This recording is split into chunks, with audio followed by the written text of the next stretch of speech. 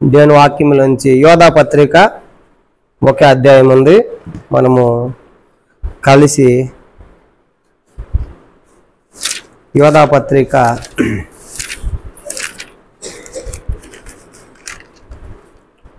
చూడండి. యోధా పత్రిక ఒకే అధ్యాయం ఉంది. మనం కలిసి ఐదో వచనం అందరం కలిసి చదువుకుంటాం. యోధా పత్రిక 5వ వచనము అందరం కలిసి. బైబిల్లో ప్రకటన గ్రంథానికి ముందున్నటువంటి పత్రిక యోధా పత్రిక 5వ వచనము అందరం కలిసి చదువుకుంటాం. చదవండి.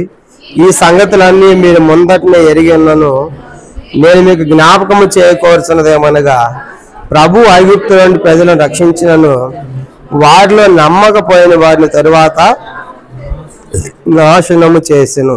కాబట్టి రాయబడిన మాట, ఈ సంగతులన్నీ ముందే ఎరిగి ఉన్నను, నేను మీకు ఏం జ్ఞాపకం చేస్తున్నానంటే యోధా రాస్తూ అంటాడు, ప్రభు ఐగుప్తులోని ప్రజలను రక్షించినను.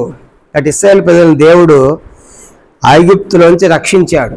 అటు ఇశ్రాయేలు ప్రజలు ఎవరంటే రక్షించబడిన ప్రజలు. కనుక ఫరో యొక్క దాసత్వంలో నుండి, ఐగుప్తు యొక్క బానిసత్వంలో నుండి దేవుడే వారిని రక్షించాడు. కనుక వీళ్ళు రక్షించబడిన ప్రజలు. అందుకే ఏమని రాయబడింది, ప్రజలు రక్షించినను, వారిలో నమ్మకపోయిన వారిని తరువాత నాశనము చేసెను. కనుక నాశనమైపోయిన ప్రజలు ఎవరంట? వీళ్ళు రక్షించబడిన వారే. కానీ రక్షించబడిన వారు ఏమైపోయారు? నాశనం అయిపోయారు. అంటే ఒకసారి రక్షణ పొందిన తర్వాత నాకు డైరెక్ట్ పరలోకం అనుకుంటే పొరపాటే. కాబట్టి రక్షించబడిన తర్వాత కూడా మేము ఎంతో జాగ్రత్తతో మనము బ్రతకాలి. అందుకే ఫిలిప్పీ పత్రిక 2వ అధ్యాయం, రక్షించబడిన వారు నాశనం అయ్యారు కాబట్టి రక్షణ పొందిన మనం కూడా ఎలా ఉండాలి? ఫిలిప్పీ పత్రిక 2వ అధ్యాయము 12వ వచనం. ఫిలిప్పీలు రాసిన పత్రిక 2వ అధ్యాయము 12వ వచనం. ఫిలిప్పీలు రాసిన పత్రిక 2వ అధ్యాయము 12వ వచనం కూడా అందరం కలిసి మనం చదువుకుంటాం. ఫిలిప్పీ పత్రిక 2:12 చదవండి. 2:12. కాగా నా ప్రియులారా, మీరు ఎల్లప్పుడూ విధేయులైన ప్రకారము నా ఎదుట ఉన్నప్పుడు మాత్రమే గాక మరి ఎక్కువగా నేను మీతో లేని ఈ కాలం ముందు భయముతో వణుకుతో మీ సొంత రక్షణను కొనసాగించుకొనుడి. కానీ మనం గమనించామంటే, కాబట్టి మనం కూడా మన సొంత రక్షణ భయముతో వణుకుతో కొనసాగించుకోవాలి. ఎందుకంటే ప్రభా, ఇశ్రాయేలు ప్రజలు రక్షించబడిన వారే, కానీ రక్షించబడిన వారే కానీ దేవుని నమ్మనందున మధ్యలో దేవుని విసిగించినందుకు ఏమైపోయారు? వారు నాశనమయ్యారని చదివాం. కాబట్టి రక్షించబడిన మనం కూడా నాశనము కాకుండాట్లుగా మనం కూడా ప్రతి దినము కూడా భయముతో వణుకుతో మన రక్షణ మనము కాపాడుకోవాలి, కొనసాగించుకోవాలి. కాబట్టి ఎందుకు వాళ్ళు నాశనం అయిపోయారు? కనుక రక్షించబడిన వారు కదా. వారిలో ఉన్న కారణాలు ఏంటి, వారు నాశనం అవడం గల కారణాలు ఏంటి అనేది ఈ రాత్రి దేవుని వాక్యం నుంచి ఒక 7 ప్రాముఖ్యమైన సంగతులు వాళ్ళ నాశనానికి కారణమైనవి. కనుక అవి మన జీవితంలో కూడా మనం పరీక్షించుకొని తొలగించుకుని దేవుని సన్నిధిలో ఒప్పుకుని విడిచిపెడితే మనము నాశనం నుండి తప్పించబడతాం. కాబట్టి వాళ్ళు నాశనం అవడానికి గల కారణాలు హెబ్రీ పత్రిక 3వ అధ్యాయం చూడండి. పౌలు రాస్తూ వచ్చాడు. హెబ్రీ పత్రిక 3వ అధ్యాయము 8 నుంచి 12 వచనాలు మనం చదువుకుంటాం. వాళ్ళ నాశనానికి గల కారణాలు ఇక్కడ చెప్పబడ్డాయి. హెబ్రీ పత్రిక 3వ అధ్యాయము 8వ వచనం నుండి 19వ వచనం వరకు మనం మార్చి చదువుకుంటాం. Page number 201. పాత నిబంధనలో కొత్త నిబంధనలో పేజ్ నెంబర్ 201 హెబ్రీ పత్రిక 3వ అధ్యాయం 8వ వచనం నుండి 19వ వచనం వరకు మనం చదువుకుంటాం. అందరూ తీయండి. పేజ్ నెంబర్ 201 కొత్త నిబంధనలో 201 పేజీ హెబ్రీ పత్రిక 3వ అధ్యాయం 8 నుంచి మనం మార్చి చదువుతాం. 8 నేను చదువుతాను, 9 మీరు చదవండి. నేడు మీరని శబ్దమును వినేలా అరణ్యములో శోధన దినమందు కోపము పుట్టించినప్పటి వలె మీ హృదయములను కఠినపరచుకొనకుడి. నా కార్యములను ఇతరులను పరీక్షించి వదిలించి నేను ఆ తరం వారి వలన విసికి వీరెల్లప్పుడు తమ హృదయ ఆలోచనలు తప్పిపోతున్నారు. నా మార్గములను తెలుసుకొనలేదు. నేను కోపంతో ప్రమాణం చేసినట్టు వారు నా విశ్రాంతిలో ప్రవేశింపరని చెప్పి తిని. సహోదరులారా, జీవము గల దేవుని విడిచిపోనట్టి విశ్వాసము లేని దుష్ట హృదయము మీలో ఎవని ఎందైనను ఒకవేళ ఉండిందేమో అని జాగ్రత్తగా చూచుకొనుడి. మీరు ఆయన శబ్దం వినేళ్ళ కోపం పుట్టిన చెంబడి వల్లే మీ హృదయంలో కఠినపరచుకొనకూడని ఆయన చెప్పిన కనుక పాపం వల్ల కలుగు భ్రమ చేత మీలో ఎవడను కఠినపరచుకున్నట్లు నేడు అనబడి సమయం ఉండగానే ప్రతిదినము ఒకరికొకరు బుద్ధి చెప్పుకొనుడి. ఎలా అనగా మొదటి నుండి మనకున్న దృఢ విశ్వాసం అంతం బట్టి గట్టిగా చేపట్టిన క్రీస్తుల పాలువారమై ఉందుము.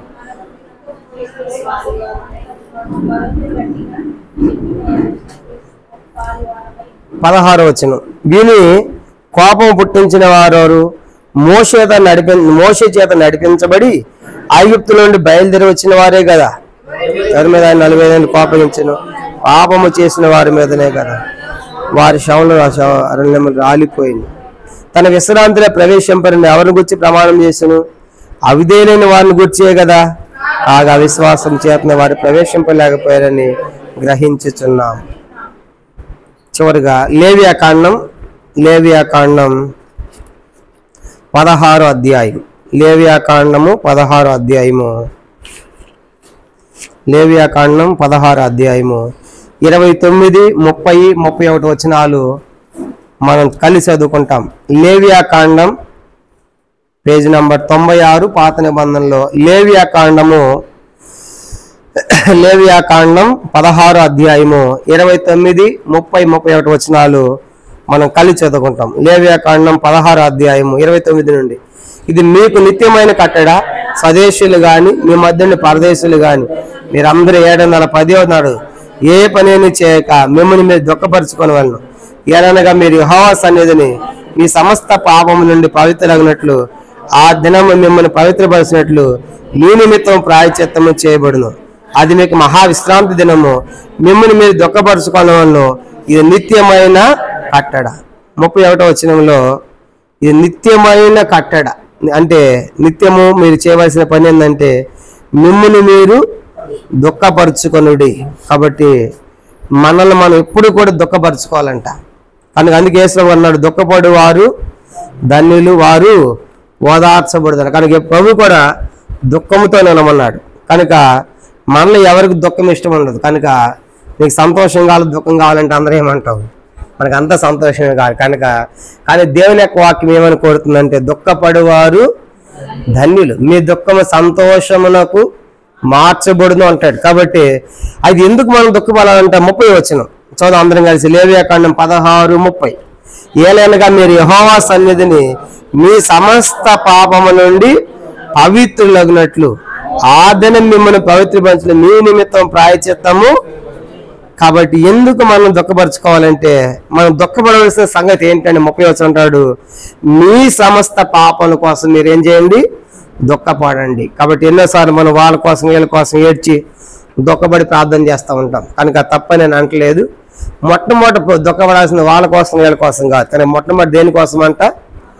మన సమస్త పాపములు. అందుకే యేసు అన్నాడు, నా కోసము ఏడవద్దు, మీకోసము మీ పిల్లల కోసం ఏడవండి. కనుక నా కోసం ఏడవండి, కనుక మీకు సంగతి కోసం ఏడవండి. కాబట్టి రాత్రి మనము కూడా మన సమస్త పాపాల కోసం మనం దేవుని సన్నిధిలో మనము దుఃఖపరుచుకోవాలి. కనుక ప్రభు ఏ పాపం చేసాం, ప్రభు మన పాపాలు చూపిస్తున్నప్పుడు వాటి కోసం మనం పశ్చాత్తాపడాలి, దుఃఖపడాలి. కనుక ప్రభు ఈ పాపం నాలో ఉంది, ఈ అవిధేయత నాలో ఉంది అని చెప్పేసి దేవుని సన్నిధిలో మనం దుఃఖపడితే దేవుడు సమస్త పాపం నుండి మనకు ప్రాయశ్చిత్తాన్ని కలిగిస్తాడు. కనుక మన దుఃఖాన్ని బట్టి ప్రభు మన పాపాలు క్షమిస్తాడు. కనుక మనం పాపాలు క్షమించబడేది ఆధారపడి ఉంది మనం పడే దుఃఖాన్ని బట్టి. అందుకే దావీదు అంటాడు, పాపం చేసినప్పుడు నా కన్నీళ్లకు నా పరుపు కొట్టుకొని, అంటే ఆ నీళ్ళు వచ్చిన అర్థం కాదు. కనుక నీళ్లతో పరుపు ఏం కొట్టుకోలేదు, కానీ అంతగా దుఃఖపడ్డాడు, అంతగా ఏడ్చాడు. కనుక అంటే దావీదున్న పశ్చాత్తాపాన్ని దేవుడు చూశాడు, కానీ నిజమైన పశ్చాత్తాపం. అందుకే దేవుడు దావీదు పాపాన్ని క్షమించన్నాడు. ఒక బెత్షెబా తప్ప దావీదు ఎక్కడ కూడా పాపము చేయలేదని రాయబడింది. కారణం ఏంటంటే దావీదు తన పాపాల కోసం తాను దుఃఖపడ్డాడు. కాబట్టి రాత్రి మనము కూడా మన పాపాల కోసం మనం దుఃఖపడకపోతే, సరిచేసుకోకపోతే రక్షించబడిన ఇశ్రాయేలు ప్రజల్లాగా రక్షించబడిన వారే కానీ ఏమైపోయారంటే వాళ్ళు నాశనం అయ్యారని చదువుకున్నాం వేదాపత్రిక. కాబట్టి వాళ్ళు ఎందుకు నాశనం అయ్యారు? 7 సంగతులు మనం చూద్దాం. సో హెబ్రీ పత్రిక 3వ అధ్యాయం. హెబ్రీ పత్రిక 3వ అధ్యాయము.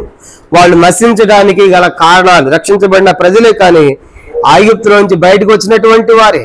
కానీ అంత మాత్రమే కాదు, కనుక ఫరో బానిసత్వం నుంచి బయటకు వచ్చినటువంటి వారి ఆయన మధ్యలో వాళ్ళు రాలిపోయారు, కనుక నాశనం అయిపోయారని రాయబడింది. హెబ్రీ పత్రిక 3వ అధ్యాయం వాటి ద్వారా కారణం మనం చూసాం. 8వ వచనం, హెబ్రీ పత్రిక 3:8, నేడు మీరు అనే శబ్దం వినేలా అరణ్యములో శోధన దినమందు కోపం పుట్టించినప్పటి వల్లే మీ హృదయములను కఠినపరుచుకొనకుడి. మొట్టమొదటి మనం గమనించామంటే 8వ వచనంలో ఆయనకు కోపం పుట్టించారు. కనుక మొదటి కారణం ఏంటంటే దేవునికి వాళ్ళు కోపం పుట్టించారంట. ఎన్నిసార్లు కోపం పుట్టించారంటే ఎన్నో మార్లు. కీర్తన చూడండి 78 అనుకుంటాను, చూడండి, ఒకసారి కాదంట. దేవుని మీద దేవుని వాళ్ళు ఎన్నిసార్లు కోపం పుట్టించారంటే 78వ కీర్తన 78లో అంటాడు, ఆయన తన కోపాన్ని రేపుకోకుండా అనేక సార్లు ఆయన కోపాన్ని అణుచుకున్నాడు. కీర్తన 78వ కీర్తన 38వ వచనం. కీర్తన 78:38. అయితే ఆయన వాత్సల్య సంపూర్ణుడై వారు నశింపజేయక వారి దోషం పరిహరించేవాడు, తన ఉగ్రతను ఏమాత్రము రేపు కనుక పలుమారు కోపము, కనుక ఎన్నోసార్లు, పలుమార్లు అంటే ఎన్నోసార్లు తన కోపాన్ని దేవుడు చేశాడంట అణుచుకు. 40వ వచనం, అరణ్యమున వారు ఆయన ఎన్ని మార్లు తిరగబడి ఎరారి ఆయన ఎన్ని మార్లు దుఃఖపెట్టింది, కనుక మాటి మాటికి వారు దేవుని శోధించిరి. కాబట్టి ఇవన్నీ కూడా, కాబట్టి ఆయన దుఃఖపెట్టడము, ఆయన శోధించడము, ఆయన తిరుగుబాటు చేయటము, ఇవన్నీ కూడా వాళ్ళు చేస్తూ వచ్చారు. అందుకే హెబ్రీ పత్రికలో పౌలు రాస్తూ అంటాడు, మొదటి కారణం వారు దేవునికి కోపాన్ని పుట్టించిన ప్రజలు. కాబట్టి దేవుడు వాళ్ళ కార్యాలు చూసినప్పుడు వాళ్ళ మీద దేవుని కోపం వచ్చిందంట. కాబట్టి ఈ రాత్రి మనం కూడా ఎక్కడ మనం దేవుని దృష్టికి మనల్ని అసహ్యమైన చూసి దేవుడు కోపగించే దేవుని కోపాన్ని రేపే వారికి ఉన్నామో, ఈ రాత్రి మనం పరీక్షించుకుని ప్రభు నా మీద ఉన్న కోపాన్ని తొలగించాయని మనం దేవుని సన్నిధిలో క్షమాపణ కోరాలి. 9వ వచనం, రెండవదిగా హెబ్రీ పత్రిక 3వ అధ్యాయము 9వ వచనం. హెబ్రీ పత్రిక 3:9, 40 సంవత్సరములు నా కార్యములను చూసిరి, మీ పితరులు నన్ను పరీక్షించి శోధించిరి. కాబట్టి రెండో సంగతి ఏంటంటే వాళ్ళు దేవుణ్ణి పరీక్ష పెట్టారంట. కనుక ఏం చేశారు? దేవుణ్ణి పరీక్షించారు. దేవుడు మనకు పరీక్ష పెట్టాలా, మనం దేవుడు పరీక్ష పెట్టాలా? కనుక వీళ్ళు అట్లా కాదు. కనుక యూదులు ఎలాంటి వాళ్ళు అంటే ఇశ్రాయేలు, వీళ్ళే దేవుని పరీక్ష పెట్టాడు. ఇప్పుడు మాకు నీళ్ళు ఇస్తాడా ఈడ, ఆహారం ఇస్తాడా ఈడ అని చెప్పి దేవుని ఏం చేశారంట? శోధించారు, దేవుని పరీక్ష పెట్టాడు. నిర్గమాకాండం 15వ అధ్యాయం చూడండి. దేవుణ్ణి వాళ్ళు పరీక్షించారు. దేవుని చేత పరీక్షించబడవలసి మనం ఉంటుండగా మనమే దేవుని పరీక్షలు పెట్టడం అంటే ఎలా ఉంటుంది చూడండి. నిర్గమాకాండం 15వ అధ్యాయం. నిర్గమాకాండము 15వ అధ్యాయం దేవుడు అంటున్నాడు, నిర్గమాకాండము 15వ అధ్యాయం ఒక మాట చదువుదాము చూడండి. 25వ వచనం, నిర్గమాకాండం 15:25. అతడు యెహోవాకు మొరపెట్టెను, అంతటి యెహోవా అతనికి ఒక చెట్టు చూపెను. ఆ నీళ్లలో వేసిన తర్వాత నీళ్లు మధురములాయను. అక్కడ ఆయన వారికి కట్టలు నిర్ణయించి అక్కడ వారిని పరీక్షించి, అప్పుడు దేవుడు పరీక్ష పెట్టాడు. తర్వాత ఎందుకు పరీక్ష పెట్టాడు దేవుడు వాళ్ళకి? 16:4 నిర్గమాకాండం, ఇదే 16:4 కింద యెహోవా మోషేను చూసి, ఇదిగో నేను ఆకాశం నుండి మీ కొరకు ఆహారం కురిపించేదను, వారు నా ధర్మశాస్త్రం అనుసరించి నడుతుడం లేదని నేను వారిని పరీక్షించినట్లు ఈ ప్రజలు వీళ్ళు ఏనాటి బతులు ఆనాడు కూర్చుకోండి.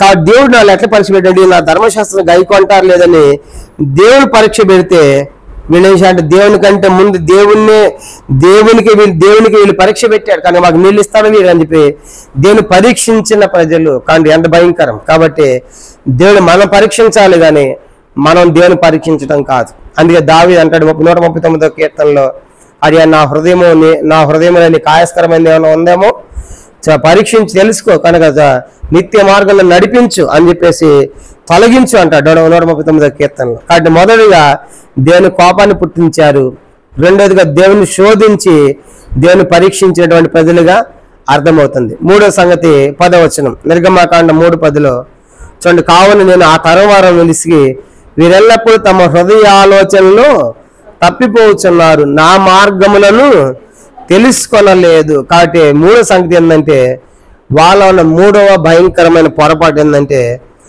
హృదయ ఆలోచనలు తప్పిపోయారు. కనుక పైకి బాగానే ఉన్నారు, మనుషులు పైకి బాగా ఉన్నారు, కానీ హృదయం యొక్క ఆలోచనలు ఏమైపోయినాయంట, తప్పిపోయాయి. కానీ హృదయం బయటికి కనపడదు కదా. నా హృదయంలో ఏముందో మీకు తెలియదు, మీ హృదయాలు నాకు తెలియదు. కానీ పైకి బాగానే ఉన్నాం, కానీ హృదయ ఆలోచనలు తప్పిపోయారు. కాబట్టి అంటే హృదయంలో తప్పిపోయారు వాళ్ళు, కనుక పైకి బాగానే ఉంటున్నారు.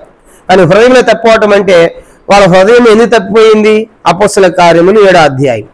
అపోస్తల కార్యములు 7వ అధ్యాయం మనం గమనించామంటే హృదయములు ఎందుకు తప్పిపోయారంటే అపోస్తల కార్యములు 7వ అధ్యాయం 39వ వచనం చదువుకుంటాం. అపోస్తల కార్యములు 7వ అధ్యాయము 39వ వచనం. అపోస్తల కార్యములు 7:39 చదవండి.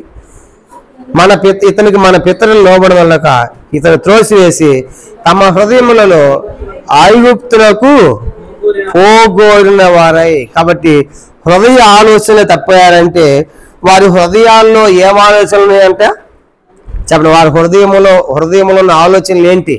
ఈ ఆలోచనలు అంటాయి ఐగుప్తు యొక్క ఆలోచన. హృదయంలో అనుకుంటున్నారు, పైకి మాత్రం అనవసరంగా మనం అరణ్యంలోకి వచ్చామే, నీళ్ళు లేవు, ఆహారం లేవు కదా, దేవుడు తీసుకొచ్చాడు అక్కడ. కానీ ఐగుప్తులో మనకేమన్నా కొండలు వద్ద మాంసం ఉంది, చేపలు ఉన్నాయి, కీరకాయలు ఉన్నాయి, ఉల్లిగడ్డలు ఉన్నాయి, చనిపోతే సమాధులు ఉన్నాయి. కాబట్టి అలాంటిది అనవసరంగా ఉన్న ఐగుప్తుల నుంచి అరణ్యంలోకి వచ్చామే అని చెప్పేసి ఇప్పుడు 39వ వచనం మనం చదువుకుంటే ఇతను మన పితరులు మోషేకు లోబడనకుండా ఏం చేశారంటే తమ హృదయాల్లో ఐగుప్తులకు పోగొరిన వారై. అంటే మందికి మోషేతో మధ్యలో అన్నారు, కానీ మోషే మీద తిరుగుబడి ఏమన్నారు?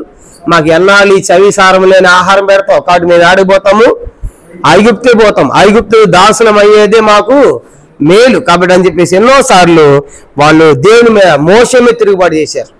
మోషే మీద తిరుగుబాటు చేయటం అంటే ఒక విధంగా ఎవరి మీద తిరుగుబాటు చేసినట్టు దేవుని మీద. మోషే అంటాడు నిర్గమకాండం 16 అంటాడు, మీరు సనిగేది నా మీద కాదు, కనుక మీ సనుగులను ఆయన వింటున్నాడు, కనుక మీరు సనుగుతున్న నా మీద కాదు దేవుని మీదనే. నిర్గమకాండం 16వ అధ్యాయము చూడండి, మీ సనిగే సనుగంతా నా మీద కాదు, మీరు సనుగుతుంది దేవుని మీదే. నిర్గమకాండం 16వ అధ్యాయం 8వ వచనం. నిర్గమకాండం 16వ అధ్యాయము 8వ వచనం చదువుకుంటాం. నిర్గమకాండం 16:8. మరియు మోషే మీరు తింటుకై సాయంకాలం మాంసమును ఉదయమున చాలినంత ఆహారం యెహోవా మీకు ఇయ్యగాను, మీరు ఆయన మీద మీ సనుగును యెహోవా వినుచుండగా మేము ఏ పాటి వారము? మీరు మీ సనుగుట యెహోవా మీదనే కానీ మా మీద. కాబట్టి మీరు సనుగుతున్న మా మీద కాదు, కనుక ఎవరి మీద అంట? యెహోవా మీద. కాబట్టి గమనించామంటే వాళ్ళు మూడవదిగా కనుక వాళ్ళు చేసిన మూడవ పొరపాటు, నాశనం అవడానికి గల మూడవ పొరపాటు అని చెప్పిన వాళ్ళు హృదయ ఆలోచనలు తప్పిపోయారు. అంటే హృదయంలో ఏముందంటే వాళ్ళ హృదయంలో ఐగుప్తు ఉంది, కనుక ఐగుప్తు ఉంది. కనుక పైకి మాత్రం ఐగుప్తు నుంచి బయటకు వచ్చారు, కానీ ఐగుప్తును ఎక్కడ పెట్టుకుని బయటకు వచ్చారు? ఐగుప్తును హృదయంలో పెట్టుకుని బయటకు వచ్చారు. అంటే ఐగుప్తు నుంచి బయటకు వచ్చినట్లేనా? కాదు, పైకి మాత్రం ఐగుప్తు నుంచి వచ్చినట్టుగా ఉన్నారు, కానీ హృదయం అంతా ఐగుప్తి. అందుకే హృదయాల్లో ఐగుప్తుని పోవాలనుకున్నారు, అందుకే ఐగుప్తుకి ఆలోచన తప్పిపోయారు. అందుకే మనం పాట పాడతాం, కనుక ఐగుప్తును విడిచి రంగుగా యేసుని వెంబడించని సీయోను పాటలు పాడతాం. కానీ ఒడితే కనుక మన జీవితాల్లో కూడా ఎన్నోసార్లు ఐగుప్తు ఇంకా ఆశిస్తూ ఉంటుంది, ఐగుప్తుకి వెళ్ళాలని కోరుతూ ఉంటాం. కానీ ఐగుప్తుకి వెనక్కి వెళ్ళాలని లాగుతూ ఉంటుంది, పీకుతూ ఉంటుంది. ఎందుకంటే ఐగుప్తులో ఎన్నో రకాల ఆకర్షణలు ఉన్నాయి. ఐగుప్తులో బ్యూటీ పార్లర్ సంబంధించినటువంటి కాస్మోటిక్స్ ఎక్కువ దొరుకుతాయి ఐగుప్తులో సమాధులను నిల్వ చేసే పద్ధతి ఉంది ఐగుప్తులో. కనుక ఐగుప్తులో మనుషులను అమ్మటము కొనటం ఉంది. కనుక ఐగుప్తు నుండి సామెత అంటాడు, ఐగుప్తులో విచిత్రమైన దుప్పట్లు అంటాడు, అంటే విచిత్రమైన వస్త్రాలు ఐగుప్తులు. కాబట్టి నిజంగా ఈనాడు మనుషులు కూడా రక్షణ ప్రజలు కూడా ఎట్లా ఉన్నారంటే మాకు ఐగుప్తే బాగుంది, విచిత్రమైన వస్త్రాలు కావాలి, కనుక కాస్మోటిక్స్ కనుక రాసుకునే కావాలి. ఇలాగా ఎన్నో ఐగుప్తులో టెక్నాలజీ ఉంది. కనుక ఆ దినాల్లోనే చనిపోయిన సమాధులు ఏం చేశారు? వాళ్ళు చనిపోయిన డెడ్ బాడీస్ వాళ్ళు కనుక టెక్నాలజీలో దాన్ని పాడుగా దాచిపెట్టారు. అంత టెక్నాలజీ అప్పట్లోనే ఉంది. కాబట్టి అందుకే ద్వితీయోపదేశకాలం చెప్పాడు దేవుడు ఇశ్రాయేలుతో, మీరు ఎట్టి పరిస్థితుల్లో మళ్ళీ ఐగుప్తు తిరిగి వెళ్ళనీయకూడదని చెప్పాడు. ద్వితీయోపదేశకాలం ధర్మశాస్త్రంలో వారికి ఇచ్చినటువంటి ఆ ఆజ్ఞల్లో కనుక ఒక సంగతి ఏంటంటే మీరు ఐగుప్తునకు తిరిగి ప్రజలను వెళ్ళనీయకూడదని. కారణం ఏంటంటే ఐగుప్తు మనుషుల్ని ఆకర్షిస్తుంది. కనుక ఐగుప్తులో పోయింది అంతే, కనుక అంతే సంగతి. కనుక దాంట్లో కూరుకుపోతాం, దాంట్లో దిగిపోతాం అన్నమాట. అలాగ ఆకర్షిస్తాం ఐగుప్తు కాదు. అందుకే ఇప్పుడు ఎన్ని సంవత్సరాలు వీళ్ళు ఐగుప్తులు దాదాపు 430 సంవత్సరాలు. కానీ బయటకు వచ్చిన తర్వాత ఒక్కసారిగా ఆ పద్ధతులు విడవాలంటే, ఆ దేవతలు విడవాలంటే ఒకసారి అయ్యే సంగతినా ఇది. కాబట్టి అందుకే మాటికి వాళ్ళు ఏమన్నారంటే మేము ఐగుప్తుకే పోతాం అలాగే అని తిరిగి పడేసి. కాబట్టి ఆ కారణం ఏంటంటే వారి హృదయం అంతా కూడా దేంతో నింపబడింది? ఐగుప్తు. అందుకే దేవుడు చూసినప్పుడు మీరు పైకి మాత్రము బాగానే వస్తున్నారు కానీ మీ హృదయం అంతా కూడా ఐగుప్తు. మీకెందుకు కానాను? కాబట్టి మీరు కనానులో పోవడానికి వీల్లేదు. ఐగుప్తుని విడిచిపెడితే తప్ప హృదయంలోంచి మీరు కనానులోనికి వెళ్ళలేదని దేవుడు డిసైడ్ అయిపోయాడు. కనుక అట్లా ఐగుప్తుని విసర్జించారు. ఇద్దరే ఉన్నారు, యెహోషువ, కాలేబులు. వాళ్ళు మాత్రమే వెళ్ళారు కనానులోకి. వీళ్ళంతా ఐగుప్తు హృదయంలో ఉంది కాబట్టి అరణ్యంలోనే వాళ్ళు రాలిపోయారు, నాశనం మనం చూస్తాం. కాబట్టి మొదటిగా కోపం పుట్టించిన వారు, రెండవది దేవుని పరీక్షించి దేవుని శోధించిన వారు, మూడవది హృదయ ఆలోచనలో తప్పిపోయిన వారు. కనుక హృదయం అంతా ఐగుప్తు నింపుకున్నారు. మూడవది. నాలుగవది దేవుణ్ణి విడిచిపెట్టారు వాళ్ళు. చూడండి నిర్గమాక, ఇది హెబ్రీ పత్రిక 3వ అధ్యాయం. హెబ్రీ పత్రిక 3వ అధ్యాయము 12వ వచనం. హెబ్రీ పత్రిక 3:12. సహోదరులారా, జీవగల దేవుని విడిచిపోనట్టు విశ్వాసము లేని దుష్ట హృదయము మీలో ఎవని ఉందని ఒకవేళ ఉండిందేమని జాగ్రత్తగా చూస్తారు. జీవము గల దేవుని విడిచిపోనట్టు విశ్వాసం లేని దుష్ట హృదయము. చివరికి ఎలాంటి స్థితికి వచ్చారంటే వాళ్ళు దేవుణ్ణి వాళ్ళు మర్చిపోయారు, దేవుని విసర్జించారు. మోషే ధర్మశాస్త్రం కోసం కొండెక్కాడు. కొండెక్కి 40 దినాలు ఉన్నాడు. ఈ 40 దినాలు ఇప్పుడు కిందన్న ప్రజలకి మోషే కనపట్ల. వాడు అప్పుడు అహరోను కింద ఉన్నాడు. వచ్చి అహరోనే పడుతున్నాడు. ఆ మోషే వాడు ఏమైనా మాకు తెలియదు, కానీ ఇప్పుడు మాకు దేవతను చేస్తావు చేయవా, మాకు దేవుని చేస్తావు చేయవంటే అహరోను భయపడి నీ చెవులకు ముక్కులకి ఏమన్నాయంటే బంగారు కమ్మని అన్నారు. అని తెచ్చి అగ్నిలు ఏమన్నాడు. వేస్తే ఏమైందంటే బంగారపు దూడ అయింది. కనుక ఇప్పుడు అంటున్నాడు ఇదే ఐగుప్తుని మనం తీసుకొచ్చినటువంటి దేవతని, దాని చుట్టూ తినటము, తాగటము, ఆటము, గెంతులేయటం, నిర్గమాకాండ 32 మనం చూస్తాం 6-7 వచనాలు అవన్నీ చేస్తూ వచ్చారు. మోషే అంటాడు పైన దేవుడు, మోషే నీ ప్రజలు ఏమైపోయారు? చెడిపోయారు. కనుక చెడిపోయారు కాబట్టి అర్జునుడు బయటికి కిందకి వెళ్ళి అంటాడు. కాబట్టి కొండదికి వచ్చినప్పటికీ కింద పరిస్థితి అంతా మారిపోయింది. ఎన్ని రోజులకి? 40 రోజులకి దేవుళ్ళు ఏం చేశారంటే వాళ్ళు విడిచిపెట్టారు. అప్పుడు దాకా ఏడు అద్భుతాలు చూశారు. ఎర్ర సముద్రం పాయలన్నీ కన్నులారా చూసిన వాళ్ళేగా. ఆ ఎర్ర సముద్రంలో ఫరో యొక్క సాయిని మునిగిపోయిన చూసిన వాళ్ళేగా. కాబట్టి మారాని ప్లేస్ లో నిలిచేదిగా ఉండే కొమ్మ చెట్టు నరికేస్తే నీళ్లు మధురంగా మార్చమని చూసిన వారేగా. ఆకాశంలో ఉండి కనుక మన్న, కనుక దేవతలు తినేటువంటి ఆహారం కనుక కురిపించింది తిన్నటువంటి వాళ్ళేగా. పూర్వలు తిన్నటువంటి వారు. ఇన్ని అద్భుతాలు చూసి కూడా 40 రోజులు మోషే లేపేటప్పటికి పరిస్థితి అంతా మారిపోయింది. ఏమన్నారని చివరికి దేవుణ్ణే మార్చేసుకున్నారు. కాబట్టి ఆ దేవుడు మాకు తెలియదు ఎంత భయంకరము. అందుకే జీవమగల దేవుని ఏం చేశారంట? విడిచిపెట్టారు. విశ్వాసం లేని దుష్ట హృదయం. కాబట్టి ఎంత భయంకరం. కాబట్టి మనం కూడా ఆలోచించాలి. ఇదిలా సైతాను అనేకమంది పట్టుకుంటున్నాడు. జీవమగల దేవుని రుచించి కూడా ఎరిక్ కూడా అనేక మంది భ్రష్టు అయిపోతున్నారు.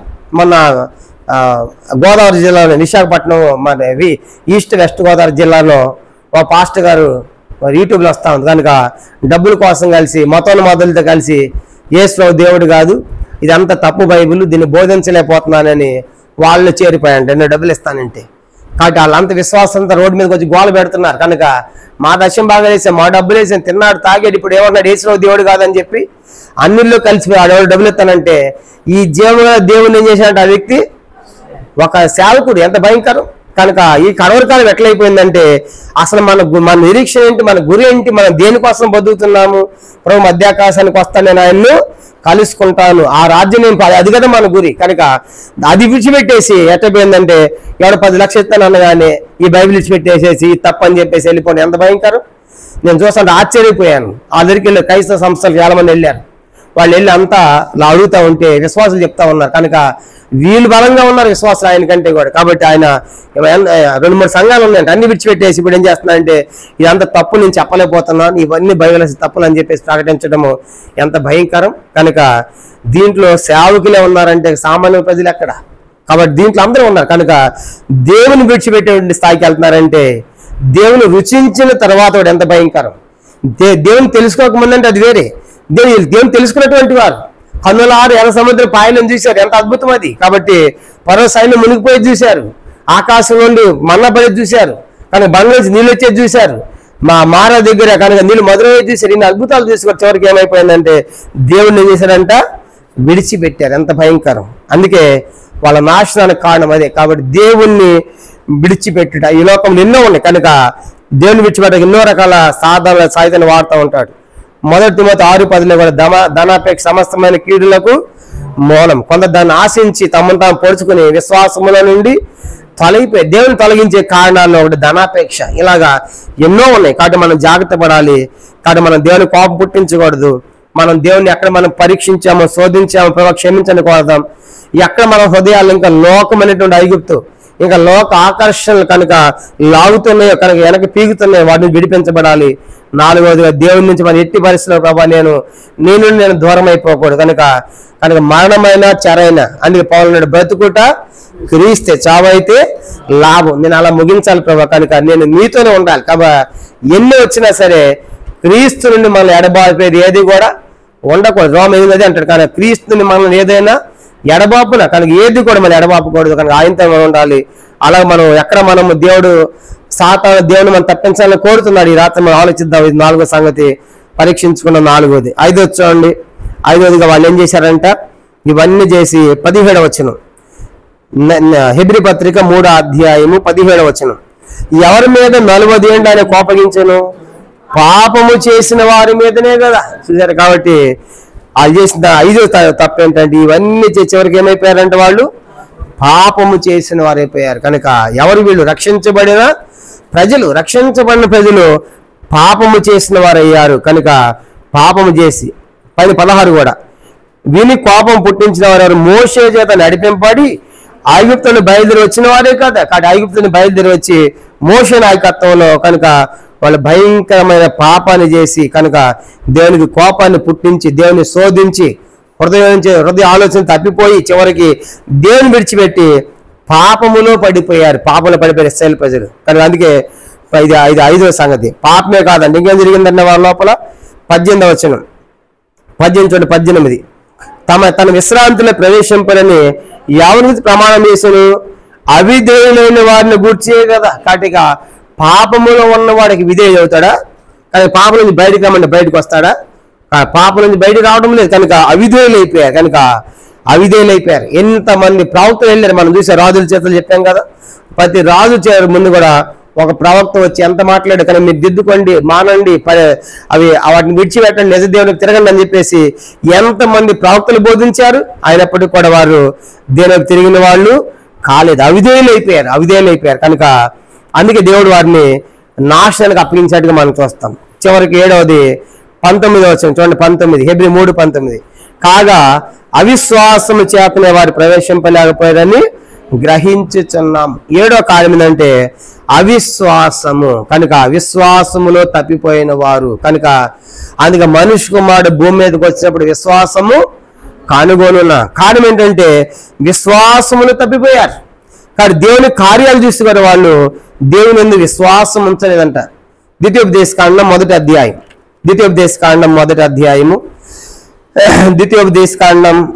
అధ్యాయము చూడండి 30వ వచనం. 30 కాదండి 30 చూడండి. ఆ మాట చూద్దాము. ద్వితీయోపదేశకాండం మొదటి అధ్యాయం 33వ వచనం. ద్వితీయోపదేశకాండం మొదటి అధ్యాయము 33 రాత్రి అగ్నిలోను పగలు మేఘములోను మీకు ముందర నడిచిన మీ దేవుని యెహోవా యందు మీరు విశ్వాసం ఉంచలేదు. ఎంత భయంకరం అండి. దేవుడు వారికి రాత్రి అంటే అగ్నిలో వాళ్ళ మధ్య నడిచాడు, పగలేమో మేఘములో ఉండి వాళ్ళకి ముందరగా నడిచాడు. ముందరగా నడిపించిన ఆయన ఏం చేయలేదంట. కనుక ఎంత భయంకరమైన ప్రజలు వీళ్ళు. కనుక దేవుడు మీకు ముందు ఉండి అగ్ని కనుక రాత్రి అగ్ని చలి లేకుండా వెలుతురుగా ఉండటానికి, ఆ పగలేమో ఎండ లేకుండా మేఘముగా ఉండటానికి కనుక మీ ముందు నడిపించుకుంటా పోతే నిజంగా ఎంత కృతజ్ఞత ఉండాలి ప్రభా. కనుక ఎలా మమ్మల్ని కాపాడుతున్నావు. కనుక ఈ అరణ్యంలో ఎండ నుంచి రాత్రి చీకటి నుంచి అని చెప్పేసి స్తుతించవలసిన ప్రజలు దేవుని ఏం చేయాలంటే వాళ్ళు విశ్వాసం ఉంచాలి. ఇవన్నీ దేవుడు పరిగణలో తీసుకున్నాడు. ఇవన్నీ పరిగణలో తీసినప్పుడు నా కోపం పుట్టించారు, నన్ను శోధించారు, పరీక్షించారు, హృదయం అంతా ఐగుప్తు నింపడి హృదయ ఆలోచన తప్పిపోయారు, నన్నే విడిచిపెట్టి జీవము గల దేవుని విడిచిపెట్టి జీవము లేని వాటి తిరిగారు. అంత మాత్రమే కాదు పాపము చేశారు, అంత మాత్రమే కాదు, అవిధేయులైపోయారు. అంత మాత్రమే కాదు, అవిశ్వాసులైపోయారు. కాబట్టి ఇప్పుడు ఇలాంటి వారికి కణాన్ని దేవుడు ఎట్లా ఇస్తాడు? కాబట్టి అందుకే ఏమైపోయారు అందరూ కూడా. 1 కొరింథీ పత్రిక 10వ అధ్యాయం, 1 కొరింథీ పత్రిక 10వ అధ్యాయము, 1 కొరింథీ పత్రిక 10వ అధ్యాయం. మనం ఇవన్నీ చూసినప్పుడు దేవుడికి ఇష్టమే లేకుండా అయిపోయింది. 5వ వచనం, 1 కొరింథీ పత్రిక 10వ అధ్యాయము 5వ వచనం, 1 కొరింథీ 10:5. అయితే వారిలో ఎక్కువ మంది దేవునికి ఇష్టలో ఉండకపోయిన అరణ్యంలో సంహరింపబడి. కాబట్టి దేవునికి ఎక్కువ మంది ఏమి కావాలంటే వాళ్ళు ఇష్టం కాదు. వీళ్ళంతా ఎవరంటే రక్షించబడిన వారే. రక్షించబడి చెప్పడానికి చూడు మొదటి వచనం నుండి సహోదరులారు, ఈ సంగతి మీకు తెలియకుండా మాకు ఇష్టం లేదు. అదేవిధంగా మన పితరులు అందరూ మేఘము కింద ఉండి వారు సముద్రంలో నడిచిపోయారు. అందరూ మోషేను బట్టి మేఘములోను సముద్రంలో బాప్తీసము. కాబట్టి వీళ్ళంతా ఎవరంటే బాప్తీసము ఎట్ట పొందారు? బాప్తీసం పైన మేఘము, కిందేమో సముద్రం, కానీ నీటిలో ముంచినట్లే కానీ బాప్తీసం పొందారు. తర్వాత ఆ మేఘములోని సముద్రం బాప్తీసం పొందారు. 3వ వచనం, అందరూ ఆత్మ సమలు ఒకే ఆహారమును భోజించారు. అందరూ పైనుంచి ఒకే ఆహారం పడ, అందరూ ఒకటే తిన్నారు. తర్వాత అందరూ ఆత్మసమలు ఒకే పానీయమును పానము చేసిరి. తర్వాత ఏళ్ళని తమ్ముడు వెంబడించిన ఆత్మసమల బండలోనిది ఆ బండ క్రీస్తే. కాబట్టి వాళ్ళు కూడా బాప్తిసం మనలాగా బాప్తిసం పొందినట్టు రాయబడుతుంది. కనుక ఏంటి ఆ సముద్రం ఏంటి, ఆ మేఘం ఏంటి, బాప్తిసాన్ని గుర్తుగా చెప్తున్నాడు పౌలు. కనుక అంత మాత్రమే కాదు, కనుక వాళ్ళు తిన్న ఆహారం ఏంటి, మన ప్రభు యొక్క దేహానికి గుర్తుగా ఉంటుంది కదా.